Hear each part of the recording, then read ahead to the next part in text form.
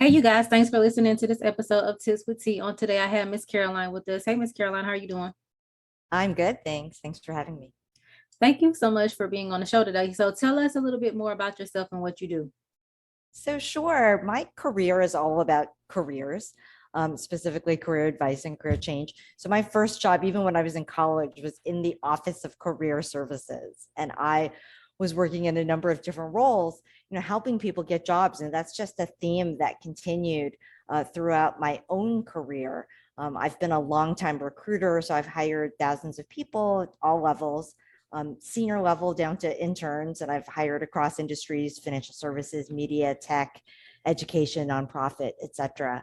And I think what's interesting about my background is because I've seen all of these different careers themselves, that I myself have been a multiple time career changer, management consultant, recruiter, in-house HR, and then an entrepreneur. That's where I focus. I focus on helping people change careers because, let's face it, we're living longer, working longer, and we don't necessarily want to do the same thing that we've always done. I also tend to work with a lot of creative people because they're open to looking at kind of what the alternatives are out there. And I would include entrepreneurs, of course, as a version of creatives. Awesome. So, tell us about your book.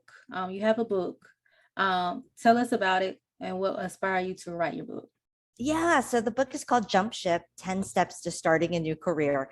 And I will confess that I blog a lot and I appear in podcasts and I do videos.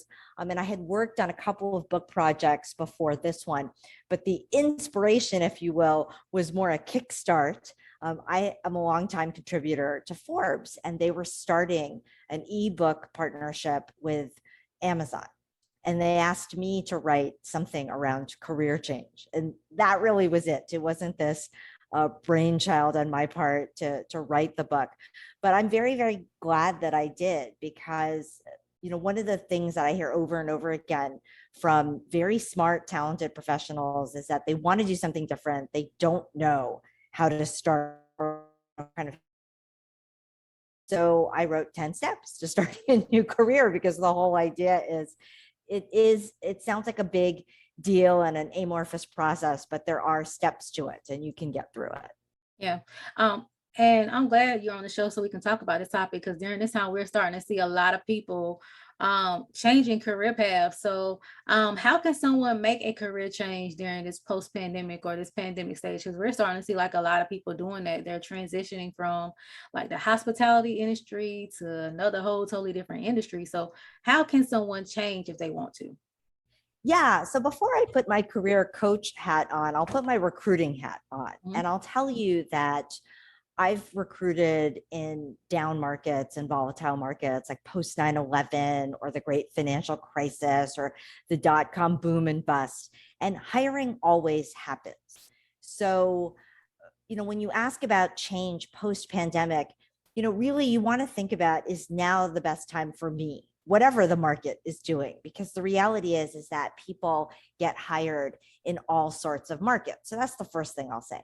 But the second thing I'll say is, there are lots of advantages to looking for a new thing right now. And that's because there is a lot of hiring. Industries and companies are being challenged to think differently and to do things differently. And that means that there are going to be new roles and new openings.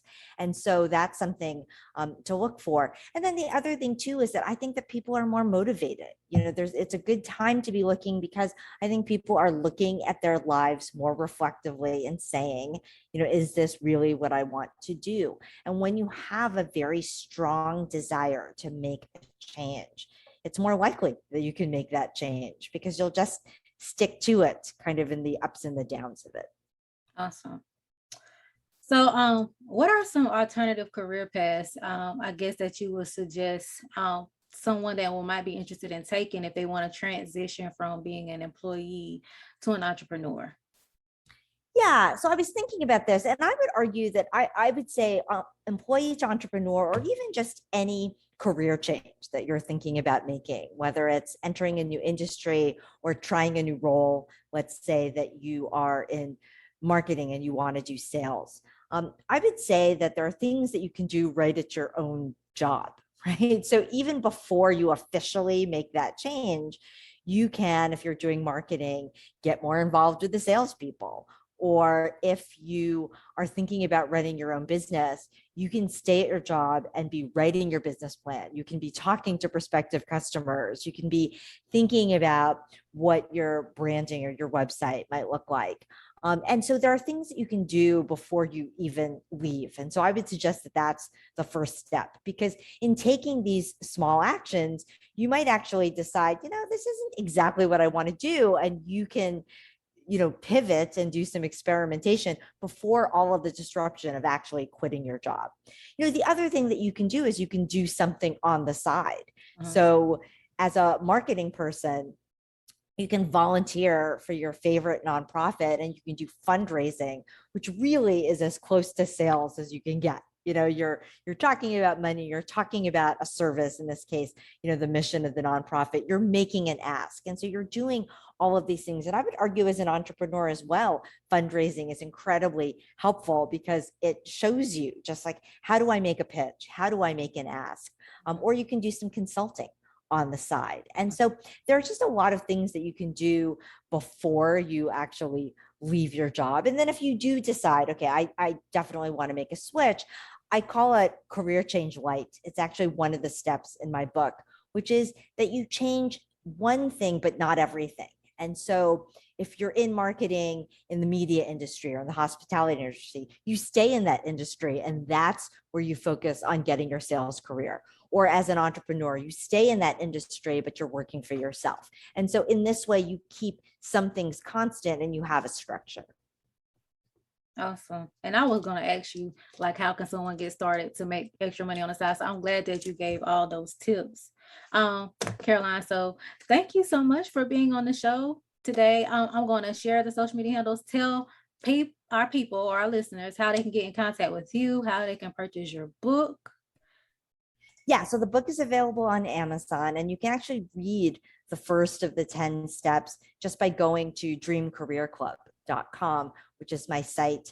It has the different online courses that I offer. It has replays, a list of the replays of the different webinars that I've hosted or where I have had guests.